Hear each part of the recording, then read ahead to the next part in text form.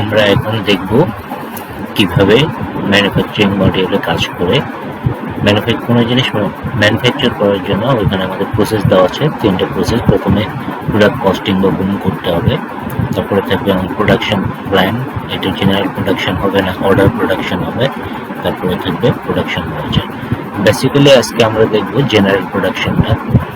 এই প্রোডাকশন করার জন্য প্রথমে আমাকে করতে হবে প্রোডাক্ট কস্টিং যাওয়ার জন্য আমি ইনভেন্টরিতে গেলাম, আমি প্রোডাক্ট কস্টিং এ ঢুকলাম, গেলাম। সাপোজ আমি কোন কাস্টমারের জন্য প্রোডাক্ট কস্টিংটা করবো তার নাম দেব, প্রোডাকশন কস্টিং এর ডেটটা দেব, প্রোডাক্ট কস্টিং এর একটা নাম দিতে হবে। সাপোজ আমি দিলাম